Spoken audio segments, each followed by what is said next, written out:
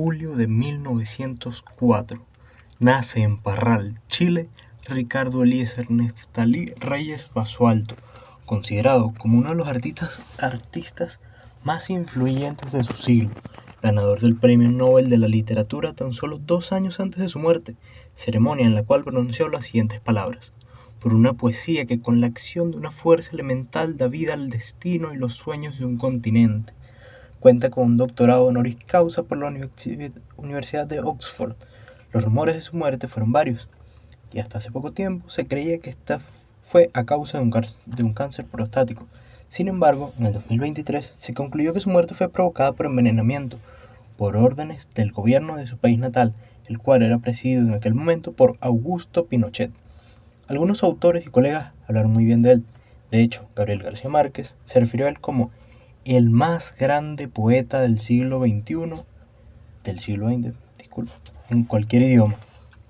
Harold Bloom, crítico literario, señaló: ningún poeta del hemisferio occidental de nuestro siglo admite comparación con él, quien, además, lo considera como uno de los 26 autores centrales del canon de la literatura occidental de todos los tiempos.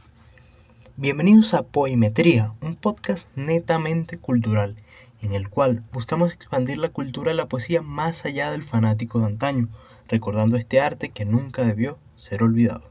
En el capítulo de hoy hablaremos del poeta que para muchos es el más grande del siglo XX en todos los idiomas. Haremos un repaso por su biografía, sus obras insignes, leyendo y analizando algunas de sus piezas más destacadas. Hijo del obrero ferroviario José del Carmen Reyes Morales y de la maestra de escuela Rosa Neftalí Basualdo Opazo, de ascendencia vasca, muerta de tuberculosis el 14 de septiembre de 1904. El 26 de septiembre siguiente fue bautizado en la parroquia de San José de Parral. En 1906, José Reyes se trasladó junto a su hijo a Temuco, donde se casó con segundas nupcias con Trinidad Candia Marverde, quien era llamada mamá por Neruda y había sido madre de Rodolfo, nacido en 1895, también hijo de José Reyes. En 1907 nació Laura, hija de José Reyes y Aurelia Tolrá. Más tarde esta niña fue adoptada por Trinidad Candia. En Java, el 6 de diciembre de 1930, Neruda se casó con la neerlandesa María Antonia Hagener Vogelsang, Maruca, nacida el 5 de marzo de 1900 en La Haya, muerta en 1965, el 27 de marzo. Se la cita como Maruca de Reyes y Maruca Neruda. De esta unión nació en Madrid el 18 de agosto de 1934 una hija, Malva Marina Trinidad, que padecía hidrocefalia. Neruda se separó de Hagener en 1936 y se divorció de ella a distancia, en México, en 1942. El divorcio, que no fue aceptado por la justicia chilena, Malva murió en Gouda, Países Bajos, el 2 de marzo de 1943 durante la ocupación nazi, mientras Neruda era cónsul general de Chile en México. Neruda se casó en 1943 con Delia del Carril, de quien se divorció en 1955, y en 1966 con Matilde Urrutia Cerda.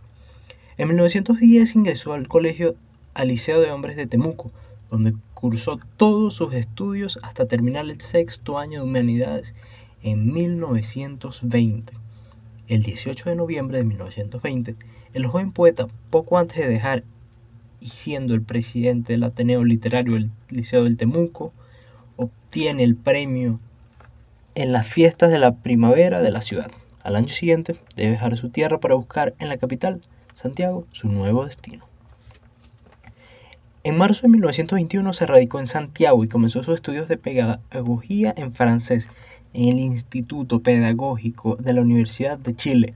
Aunque no tenía gran interés en la pedagogía, sí le interesaba el francés para poder leer poesía en dicha lengua.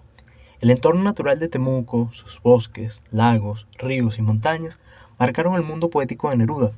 En dicha ciudad escribió gran parte de los trabajos que integraron Crepusculario, su primer libro de poemas. El 18 de julio de 1917 publicó su primer artículo, Entusiasmo y Perseverancia, en el diario La Mañana de Temuco. En 1918 su poema Mis ojos apareció en la revista Corre Vuela, donde publicaron otros 3 poemas suyos. Entre este año y 1922 escribió artículos que fueron publicados en los periódicos temuquenses La Mañana y Diario Austral, y en revistas literarias de estudiantes de Temuco, la Revista Cultural de Valdivia y Ratos Ilustrados de Chillán. En 1919 publicó 13 poemas en la revista Corre Vuela. Comenzó a contribuir en la revista literaria Selva Austral y obtuvo el 3er lugar en los Juegos Florales del Maule con su poema Comunión Ideal o Nocturno Ideal. En 1920 conoció a Gabriela Mistral, por entonces directora del Liceo de Niñas de Temuco, otra poeta grande de Chile, de cuyo encuentro recordó: ella me hizo leer los primeros grandes nombres de la literatura rusa que tanta influencia tuvieron sobre mí. Fue elegido presidente del Ateneo Literario del Liceo de Hombres de Temuco y prosecretario de la Asociación de Estudiantes de Cautín. El 28 de noviembre de dicho año ganó el primer lugar en poesía de la fiesta de la primavera de Temuco. Antes de seguir con la segunda parte de este programa, de este podcast, vayamos a publicidad.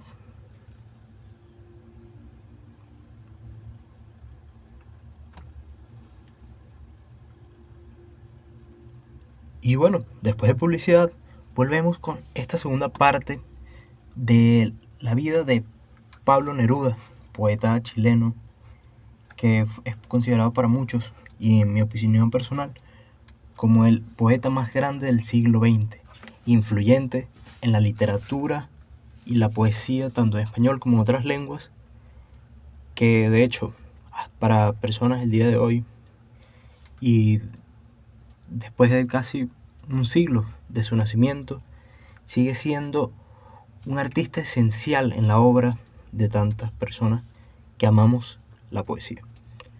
Pero bueno, siguiendo con su vida y su obra, es hora de hablar de Pablo Neruda. ¿Quién es Pablo Neruda? Tenemos entendido, y como dije anteriormente, su nombre original era Ricardo Eliezer Neftalí. ¿En qué momento comienza Pablo Neruda? Que de hecho luego pasó a ser su nombre legal. Esto pasó, o bueno, se dice que empezó en octubre de 1920, cuando definitivamente comenzó a firmar sus trabajos con el seudónimo de Pablo Neruda, esencialmente con el propósito de evitar el malestar del padre por tener un hijo poeta. Sabemos que en tiempos de antaño, hace ya más de 100 años, el que un hijo fuese escritor, y hasta en estos tiempos, era complicado, porque para que lograse tener tanto alcance, para que fuera un escritor de renombre, era algo complicado. Era un sueño casi imposible que pocos o casi nadie podía cumplir. Aunque nunca aclaró el origen de su nombre artístico, nunca desmintió e incluso apoyó la conjetura de que lo habría escogido en honor al escritor checo Jan Neruda, del cual habría leído un cuento por esos años que le causó una honda impresión. Sin embargo, la obra de Jan Neruda se publicó entre 1857 y 1883, y es poco probable que Neruda haya tenido acceso a traducciones entonces. Debido a esto, otra teoría indica que su apodo está inspirado más bien en un personaje de la novela Estudio en Escarlata, de 1887, de Arthur Conan Doyle, donde en el capítulo 4 el personaje Sherlock Holmes dice a escuchar un concierto de una famosa violinista guillermina, María Francisca Neruda, casada con el músico sueco Ludwig Norman, conociéndosela entonces como Wilma Norman Neruda. El 14 de octubre de 1921 obtuvo el primer premio de la Fiesta de la Primavera de la Federación de Estudiantes de Chile con el poema La Canción de Fiesta, publicado posteriormente en la revista Juventud, ya en este momento conocido como Pablo Neruda. En 1923 publicó Crepusculario, su primer obra publicada al mundo, elogiado por escritores como Hernán Díaz Arrieta, Raúl Silva Castro y Pedro Parado. En 1924 se le da a la luz su famoso 20 poemas de amor y una canción desesperada. Hace precisamente este año, 100 años de su publicación. Una obra que hasta el día de hoy sigue vigente y en mi opinión es una de sus mejores obras. La he leído completa y me parece hermosa. Y sí, se puede ver que en este momento tenía apenas 21 años. Y se nota la influencia de una onda juvenil donde habla del amor, del enamoramiento, del dolor de la pérdida. Cosa que poco a poco, durante toda su vida, que fueron más de 70 años, se fue desarrollando, fue madurando. Esto es algo importante tener en cuenta mucho en la literatura, que uno puede, dependiendo del escritor, por ejemplo, Pablo Neruda, que desde que estaba pequeño, joven, empezó con la escritura, podemos ver cómo evolucionan, cómo crecen a través de su obra y de sus publicaciones, tanto artículos como, bueno, en este caso poemarios, libros, historias, relatos, microrelatos. De cualquier manera podemos ver la evolución gracias a esto. En 1924 sale luz su famoso, donde todavía se nota una influencia del modernismo. Esta influencia poco a poco va cambiando con el pasar del tiempo, ya que, como dije anteriormente, va evolucionando gracias a no solo a la madurez, sino también a la lectura, que más tarde veremos cómo se ve influenciado también por la literatura soviética, rusa, por esa literatura un poco más tosca, pero no por eso menos hermosa, pero con una connotación un poco más madura. Él se manifestó un propósito de renovación formal, de intención vanguardista, en 3 breves libros publicados en 1926, El habitante y su esperanza, Anillos, en colaboración con Tomás Lago, y Tentativa del hombre infinito. En 1927 comenzó su carrera diplomática. ¿Cómo hablar de Pablo Neruda sin hablar de la política? Algo que lo marcó tanto en su obra como en la misma vida, que se vio abatida por la política, siempre estuvo marcado, siempre huyó gracias a ello, a veces para bien, a veces para mal, y de hecho, como dije al principio, su muerte ha sido muy polémica, ya que se habla acerca de que estuvo manipulado, fue causada por la política del presidente por aquellos tiempos, Augusto Pinochet. Siguiendo con el tema, su carrera diplomática empieza siendo cónsul en Birmania, y a partir de esto se desarrolla como un notable epistolario con el escritor argentino Héctor Eandi. Luego fue cónsul en Sri Lanka, Java, Singapur, Buenos Aires, donde conoció a Federico García Lorca, gran poeta argentino, Barcelona, donde conoció a Rafael Alberti, y Madrid.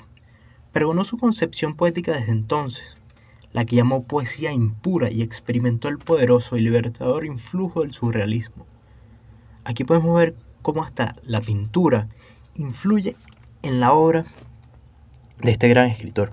En 1935, Manuel Alto Aguirre le entregó a Neruda la dirección de la revista Caballo de Verde para la poesía, donde fue compañero de los poetas de la generación del 27.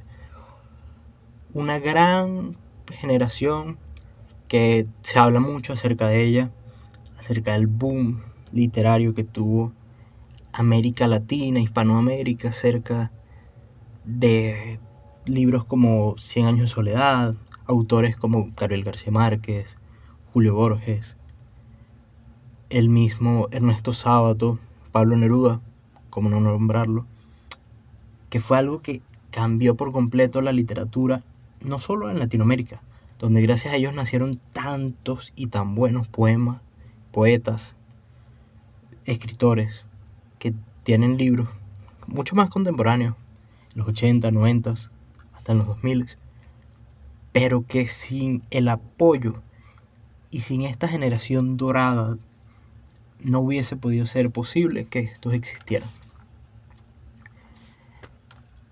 La Guerra Civil Española estalló en 1936. Conmovido por ella y por el asesinato de su amigo García Lorca, que mencioné hace poco, el escritor argentino, Neruda se comprometió con el movimiento de la Segunda República, primero en España y luego en Francia, donde comenzó a escribir España en el corazón. Este libro fue publicado posteriormente en el 1937. Ese mismo año regresó a Chile y su poesía durante el periodo siguiente se caracterizó por una orientación hacia cuestiones políticas y sociales, lo que reforzó sus grandes ventas de libros. Hablamos de unos momentos difíciles para el mundo, 1936-37, casi, o bueno, ya en Europa se olía el descontento del mundo, los problemas en Alemania, que fueron los que detonaron la Segunda Guerra Mundial, y esto también se marcará mucho en la obra de este poeta. Durante la Guerra Civil, Neruda también conoció al poeta mexicano Octavio Paz. Ambos se hicieron amigos instantáneos, pero posteriormente en México tuvieron un altercado por diferencias ideológicas, llegando casi a los golpes. Esto era muy común que existiera y que pasara a menudo. Escritores que se llevaban no muy bien, por no decir mal, debido a la política. De hecho, el poeta peruano Borges y Gabriel García Márquez tuvieron muchas diferencias. Eran escritores buenísimos, casi los mejores de sus países, colombianos y peruanos. Pero siempre tuvieron la debilidad de la política que marcó mucho en las carreras de ellos y también de lo que ellos hablaban. Mario Vargas Llosa, este escritor peruano que tantas veces tuvo que ver con García Márquez y que se halagaban de una manera pasivo-agresiva, tratando de dejar ver entre líneas el descontento entre ambos por sus tendencias políticas. Hablamos de un Gabriel García Márquez que apoyaba mucho al socialismo, de hecho, gran amigo de Fidel Castro, presidente por mucho tiempo de Cuba, mientras que Mario Vargas Llosa se iba por otro lado, más al liberalismo, y siempre fue una relación fatídica de ellos dos, siempre dejando claro su admiración por su escritura, pero viéndose marcada por estos episodios. Siguiendo con Pablo Neruda, más de 20 años después, Octavio Paz y Neruda se reconciliaron en el Festival Internacional de Poesía de Londres. Paz diría con respecto a su colega: "Músito el nombre de Pablo Neruda y me digo, lo admiraste, lo quisiste y lo combatiste. Fue tu enemigo más querido". En 1939 fue designado por el presidente Aguirre Cerda cónsul especial para la inmigración española en París, donde destacó como el gestor del proyecto Winnipeg, barco que llevó a cerca de 2.000 inmigrantes españoles desde Francia a Chile. Poco tiempo después fue asignado como cónsul general en México, donde reescribió su Canto General de Chile, transformándolo en un poema del continente sudamericano, poema que más tarde les leeré. Canto General fue publicado en México en 1950 y también clandestinamente en Chile, compuesto de unos 250 poemas de 15 ciclos literarios. Constituye, a juicio del propio Neruda, la parte central de su producción artística. Al poco tiempo de salir a la luz, fue traducido alrededor de 10 idiomas. Casi todos los poemas que lo componen fueron creados en circunstancias particularmente difíciles, cuando Neruda vivía en la clandestinidad, ya que como miembro del Partido Comunista de Chile era perseguido y acusado de infringir la Ley de Seguridad Interior del Estado e injuriar al presidente González Videla. Neruda retornó a Chile en 1943, año en el que se casó con Delia de Carril, la Hormiguita, en México, en un matrimonio que no fue reconocido por la justicia chilena debido a que su divorcio de Maruca, su primera esposa, esta holandesa, con la que tuvo su primera y única hija, nunca fue aceptado ese divorcio por parte de la justicia chilena, como para entorpecer la vida de Neruda, que bueno, eso no fue impedimento para él para casarse con sus otras dos esposas. Y bueno, fue no hasta la muerte de Maruca que él pudo hacer oficial su casamiento, pudiésemos decir, con esta mujer, la hormiguita, como solía decírsele, Delia del Carril. 2 años después de su retorno a Chile y de su casamiento con Delia del Carril, el cual no fue reconocido en ese momento, recibió el Premio Nacional de Literatura. En marzo de ese año es electo senador por las provincias de Tarapacá y Antofagasta. Estos son provincias de Chile.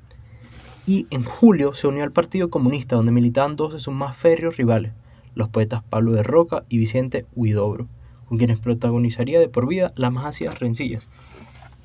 Aquí podemos ver cómo la política, de nuevo, hace parte de la vida de este escritor, que es importante, aunque no quisiese hablar de política, es importantísimo, diría yo, hablar de la política para poder hablar de Neruda. En las elecciones presidenciales del 46 triunfó la Alianza Democrática, una coalición integrada por radicales comunistas y demócratas, que llevó al poder a Gabriel González Videla. La represión desencadenada por este último contra los trabajadores mineros en huelga llevaría a Neruda a protestar vehemente en el Senado. La persecución desatada por el gobierno de González Videla contra sus antiguos aliados comunistas mediante la Ley de Defensa Permanente de la Democracia culminará en la prohibición del PC-30 el 3 de septiembre de 1948. Neruda se transformó entonces en el más fuerte antagonista del presidente, dictando discursos en el Senado y publicando artículos contra el gobierno y el extranjero, ya que el diario comunista El Siglo estaba bajo censura. Neruda criticó fuerte a González Videla, a quien llamó rata. Lo acusó de ser amigo de los nazis durante sus años de embajador en París, a quien invitaba a elegantes cenas en la embajada chilena, de vender el país a empresas estadounidenses. Incluso acusó a su esposa, Rosa Markman, de haber ocultado sus orígenes judíos mientras vivieron en Europa durante la Segunda Guerra Mundial y de enriquecerse comprando diamantes europeos empobrecidos y casando a su descendencia con las familias más ricas de América del Sur. Famoso es su artículo La crisis democrática de Chile, una advertencia dramática para nuestro continente, que más tarde fue conocido como Carta íntima para millones de hombres, publicado en el Diario Nacional de Caracas. Esto provocó la petición del gobierno a los tribunales de un desafuero del senador Neruda por denigrar a Chile en el exterior y por calumnias e injurias al primer mandatario. Y posteriormente se dictó una orden de detención contra él, forzándolo primero a la clandestinidad y luego al exilio. Neruda comenzó la travesía para escapar de su persecución política durante el otoño de 1949. Antes, vivió meses en la clandestinidad entre Santiago, Valdivia y la comuna de Futrono. En el lago Huiche, después cruzó por el paso del Lilpela hacia Argentina montado a caballo. Estuvo a punto de ahogarse mientras cruzaba el río Curringue, un río que se encuentra en la parte limítrofe entre Chile y Argentina. Sabemos que son países vecinos, que casi hermanos. A mediados de abril llegó de incógnito a París y gracias a la protección de varios amigos, entre ellos Picasso, gran pintor español, logró regularizar su situación y reapareció públicamente en la sesión de la clausura del primer congreso del Movimiento Mundial de los Partidarios de la Paz, en el que fue nombrado miembro del Consejo Mundial de la Paz. Desde Europa, emprende numerosos viajes junto a su mujer Delia del Carril, hormiguita, Checoslovaquia, Unión Soviética, después mejor conocida después como Rusia, el día de hoy, Polonia, Hungría, México, Rumania, India, Italia, Francia, República Democrática Alemana, la RDA, conocida en su tiempo, Guatemala. En el segundo congreso celebrado en Varsovia, hablamos de Alemania, de Rusia, en noviembre de 1850, junto a Picasso, Paul Robeson y otros, el Premio Internacional de la Paz por su poema Que despierta el leñador. Más tarde, al volver a Chile, recibirá en 1953 el Premio Stalin de la Paz. Durante su exilio europeo vivió en Capri y Nápoles, ciudades italianas, con su futura esposa Matilde Urrutia. Allí recibió la noticia que ya no era buscado y podía volver a Chile, a donde regresó el 12 de agosto de 1952. Una gran alegría para él, que, aunque no se encontraba en acuerdo con la política que gobernaba su país, seguía siendo un amante de su tierra. Ese mismo año en Italia publicó anónimamente Los versos del capitán, editado por su amigo Paolo Ricci. En Chile, Neruda, a quien lo esperaba su mujer Delia del Carril, fue recibido en varios actos públicos. En 1953 recibió el Premio Stalin de la Paz y al año siguiente publicó Las uvas y el viento, en donde se encuentra una elegía a Stalin y odas elementales, además de realizar una importante donación al patrimonio de la Universidad de Chile, a la que donó sus libros y caracolas marinas. Esta donación se divide en 4 secciones: bibliográfica, con 5.107 volúmenes; malacológica, con 8.400 caracolas; hemerográfica, con 263 títulos; y sonora, con 155 discos, y son custodiadas por el Archivo Central Andrés Bello de esta casa de estudios. Al hablar de Neruda, también hay que hablar de sus manías, que yo creo que es algo más que de Neruda, del escritor o del artista. Siempre la vida de Neruda, y el que habla de Neruda habla de, no de su obsesión, pero de su gusto, de su encanto por las caracolas marinas, que, como podemos ver, hizo una donación de 8.400 caracolas a esta universidad chilena. Y es interesante porque, de hecho, en su casa, en Isla Negra, también tiene una gran colección que se pueden ver hasta el día de hoy, que su casa, que ahora es un museo, donde se exponen obras, donde se expone toda su vida. En 1955 se separó de Delia, hormiguita, y comenzó a vivir con Matilde Urrutia. 3 años más tarde apareció Extravagario, con un nuevo cambio en su poesía. Extravagario es otra de sus publicaciones, de las cuales les hablaré más tarde. Y como podemos ver, un nuevo cambio en su poesía. Ya hablaremos de un cuarto cambio. Pasamos por el modernismo, por el surrealismo, por esta poesía más marcada por la política y por su vida tan llena de locura y de desastre. Y aquí ya vemos a Extravagario como una cuarta evolución de este poeta. El 30 de marzo de 1962, el rector Juan Gómez Millas y la Facultad de Filosofía y Educación de la Universidad de Chile le otorgó la calidad de miembro académico, en reconocimiento a su vasta labor poética de categoría universal. En 1965 se le otorgó el título de doctor honoris causa en la Universidad de Oxford del Reino Unido. Solo en 1966 pudo contraer matrimonio con Matilde, después del fallecimiento de Maruca, su primera mujer, en los Países Bajos el 27 de marzo de 1965. La boda se realizó en una sencilla ceremonia civil y privada en su casa de Isla Negra, donde conserva sus particulares colecciones de caracolas y mascarones de proa. En 1969 fue miembro honorario de la Academia Chilena de la Lengua y fue nombrado doctor honoris causa por la Pontificia Universidad Católica de Chile. Ese año, durante la campaña para las presidenciales, el Partido Comunista lo eligió precandidato, pero renunció en favor del Salvador Allende, que se convirtió en el candidato único de la Unidad Popular. El gobierno de Allende lo designó embajador en Francia. Consciente de su talento poético, Neruda, ya un poco más retirado de esto de la política, no por completo, porque Neruda siempre amó la política, tanto como la poesía, pero él sabía, y bueno, muchos escritores sabían en esos tiempos, que para ser reconocido y hasta para quedar en el recuerdo del mundo, el premio Nobel era algo tan pero tan especial, que tuvo ganadores como García Márquez, como Mario Vargas Llosa, En 1950, Neruda inició esta estrategia para ver o para intentar ganar el Premio Nobel de la Literatura, importante, haciendo publicaciones periódicas.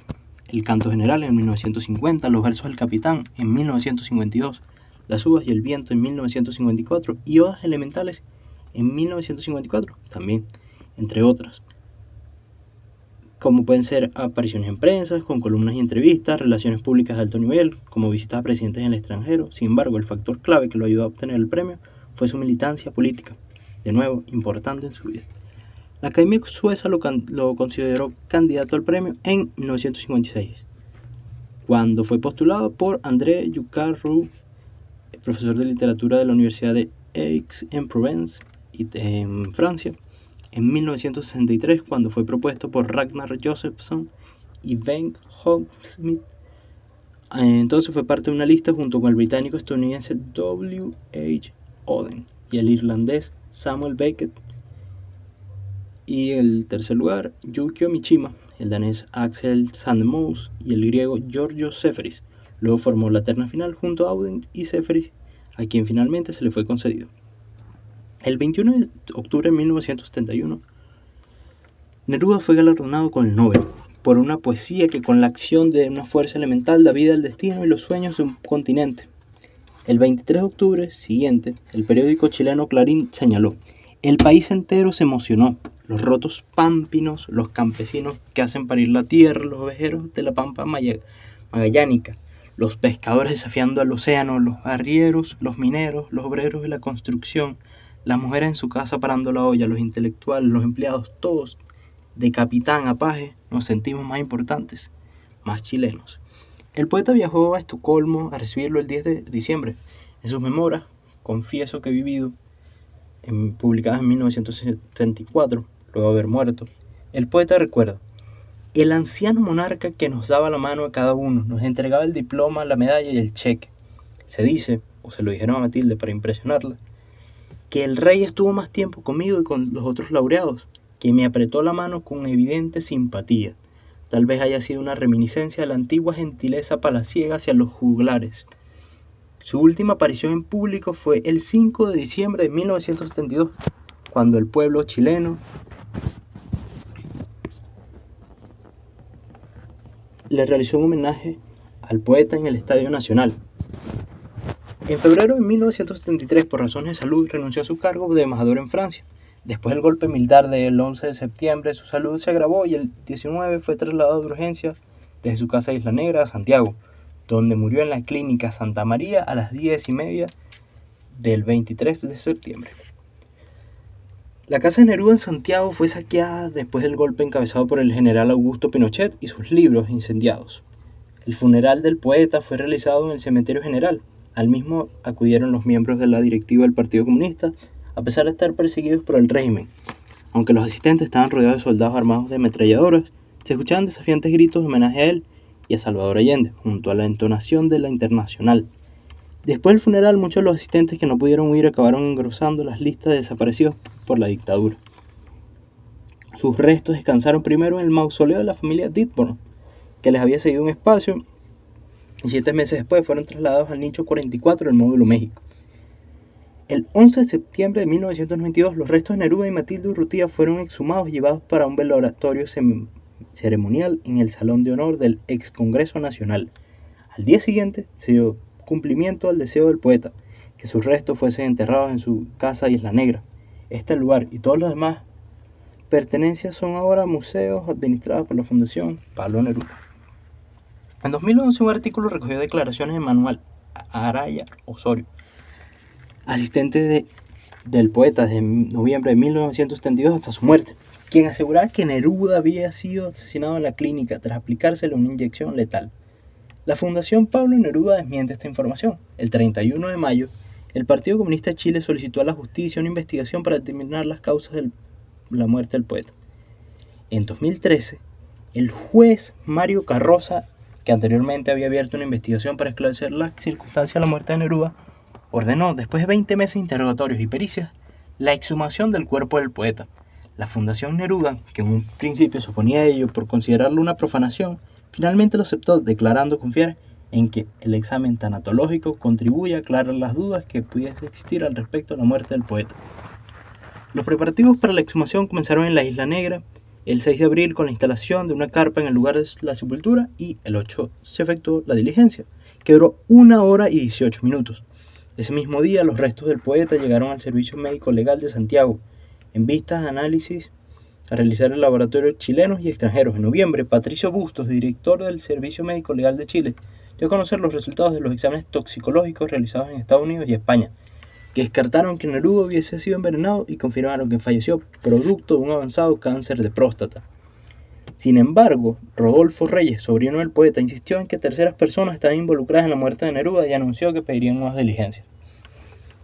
En 2015, el Programa de Derechos Humanos del Ministerio del Interior de Chile entregó a Carroza un informe redactado por Francisco Ugaz Tapia, Rodrigo Lledó Vázquez y Hugo Páez Lazo, secretario ejecutivo, jefe del área jurídica y abogado respectivamente de dicho programa, en el que concluían que claramente posible y altamente probable la intervención de terceros en la muerte de Neruda. Sin embargo, la Fundación Neruda, a través de su director ejecutivo Fernando Sáez, declaró al respecto que esta noticia no es ninguna noticia, que se trata de una presunción de ello, y que cualquier información fidedigna sobre el fallecimiento del poeta depende ahora de los resultados científicos.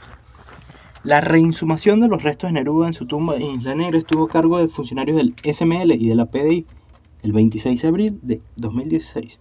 Las dudas sobre la causa de la muerte de Neruda persistían debido a que, según se informó en mayo del 2015, especialistas españoles habían encontrado en los restos del poeta estafilococo dorado, una bacteria ajena a los tratamientos de la muerte de una persona. Dos laboratorios, uno en Canadá y otro en Dinamarca, iniciaron en febrero de 2016 una serie de peritajes para tratar de determinar si hubo o no alteración del estafilococo.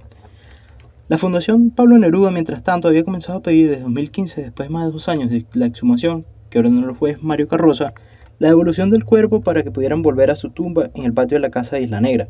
Tras la obtención de las muestras necesarias para futuros peritajes, el juez dispuso la reinsumación de los restos del premio Nobel chileno el 3 de marzo de 2016 y el reentierro se celebró el 26 de abril de ese año, después de que el día anterior se celebrara un funeral popular en el ex Congreso Nacional organizado por Rodolfo Reyes, sobrino de Pablo Neruda.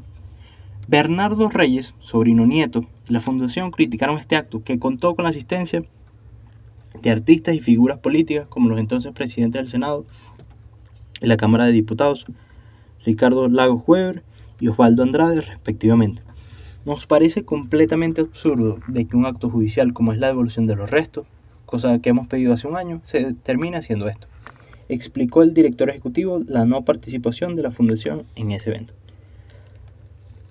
El 20 de octubre de 2017, el panel de expertos internacional confirmó que Pablo Neruda no murió de caquexia cancerosa como constaba en su certificado de fallecimiento. Finalmente, después de esperar por varios años los resultados de los estudios a los restos de Neruda, el lunes 13 de febrero de 2023, Rodolfo Reyes anunció en conferencia de prensa que Pablo Neruda fue envenenado, según el informe de un comité científico internacional conformado por los expertos de la Universidad de Lancaster en Canadá y en la Universidad de Copenhague, Dinamarca. La bacteria Clostridium botulinum encontrada en su cuerpo no tendría por qué haber estado en la osamenta de Neruda. Esto quiere decir que fue asesinado, que hubo intervención de agentes del Estado, afirmó el sobrino de Neruda en la conferencia. Antes de seguir, vayamos a un momento de publicidad.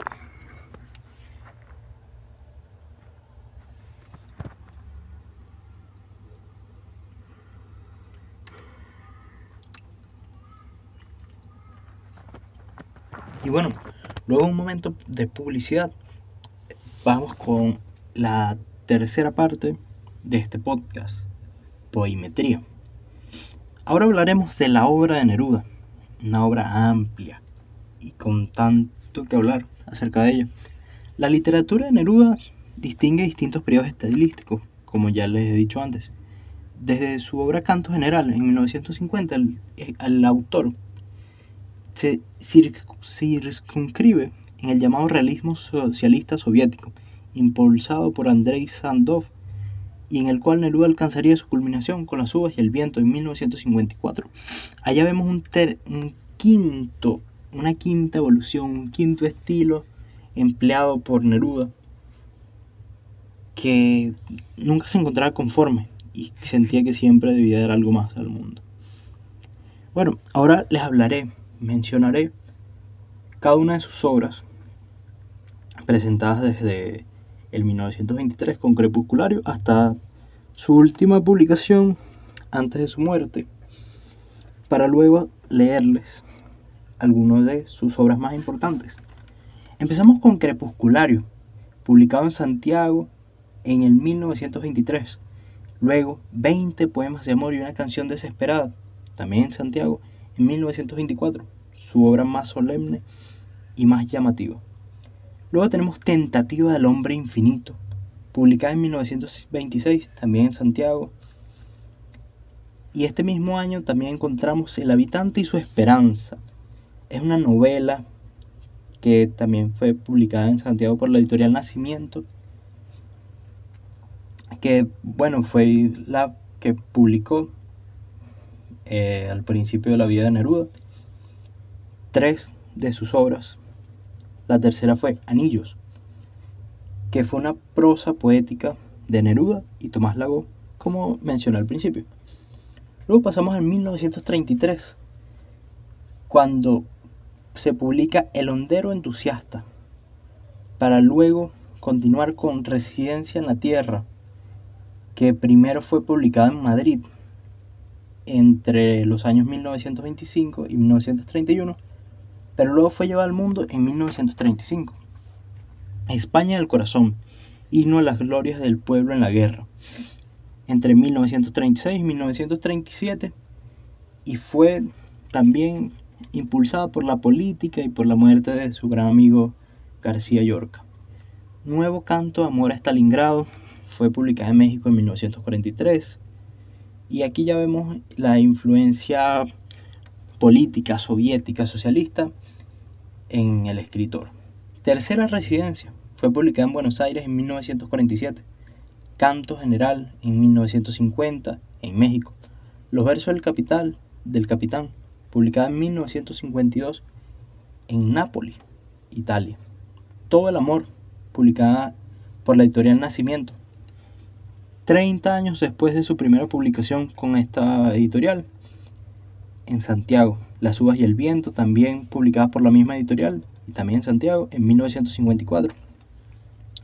Este mismo año también publicó en Buenos Aires Odas Elementales.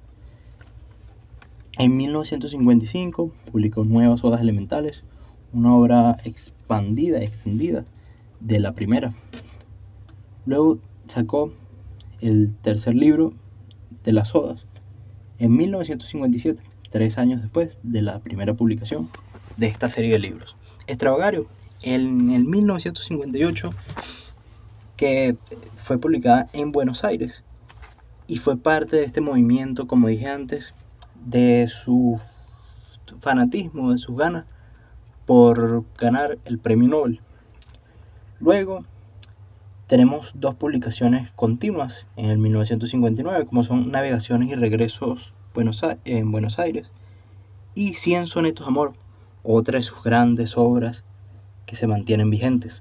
Luego presenta en La Habana Canción de Gesta en el 1960. Este mismo año también publica poesías, Las Piedras de Chile, en Buenos Aires. Luego en el 1961, y que fue por su última obra por unos años, antes de continuar en 1964, Cantos Ceremoniales. Luego tenemos Memorial de Isla Negra, esta isla donde él vivió y donde tenía una casa que tanto amaba, que era como su casa vacacional, y que esta Memorial de Isla Negra es casi que una oda de 5 volúmenes a esta isla hermosa. Luego en 1966 tenemos Arte de pájaros, para luego seguir con Fulgor y Muerte de Joaquín Murieta en 1967, y que fue escrita con la intención de servir de librero para una ópera de Sergio Ortega. En 1967, además, publicó La Barcola en Buenos Aires. Las manos del día en 1968, Comiendo en Hungría en 1969, en coautoría con Miguel Ángel Asturias, Fin del Mundo en 1969, con ilustraciones. Su único libro ilustrado con Mario Carreño, Nemesio Antunes, Pedro Millar, María Marner, Julio Escames y Osvaldo Guayasmín. Aún con la editorial Nacimiento en 1969, Maremoto en 1970, con silografías a color de Karin Holder. La espada encendida en el 1970, además de Las piedras del cielo, también este mismo año. En el 1972 tuvo 3 publicaciones, de las que hablamos de Discursos de Estocolmo, Geografía infructuosa de Buenos Aires y Las rosas separadas. Esta fue una edición publicada en París, pero con una influencia brasileña. De hecho, es una edición de Dragón, que traducido desde el portugués de Brasil. Incitación al nixoncidio y alabanza de la República Chilena. ¿Cómo no olvidar a Chile? Esta fue una de sus últimas publicaciones en el mismo año de su muerte. Geografía de Pablo Neruda, también en 1973. Hino y regreso, Que despierta el leñador, Tentativa del hombre infinito, todas en el 1973, poco antes de su muerte. Ahora, después de haber leído todas las obras que tuvo en vida, le leeré algunos de los poemas más destacados de Neruda y empezaré por el poema número 20, que fue su segunda obra en 1926, el que para mí es el mejor poema de Neruda en lo personal. Y dice así: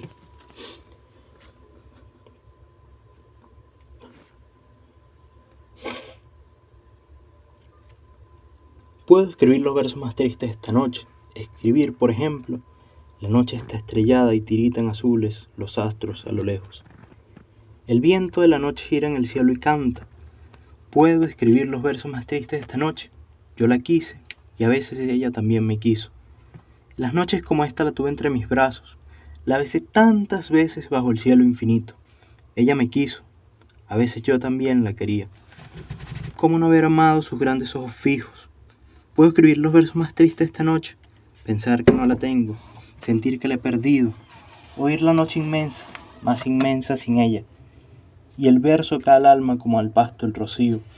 ¿Qué importa que mi amor no pudiera guardarla? La noche está estrellada y ella no está conmigo. Eso es todo. A lo lejos alguien canta. A lo lejos mi alma no se contenta con haberla perdida. Como para acercarla mi mirada la busca, mi corazón la busca y ella no está conmigo. La misma noche y que hace blanquear los mismos árboles. Nosotros los de entonces ya no somos los mismos. Ya no la quiero, es cierto, pero cuánto la quise. Mi voz buscaba el viento para tocar su oído.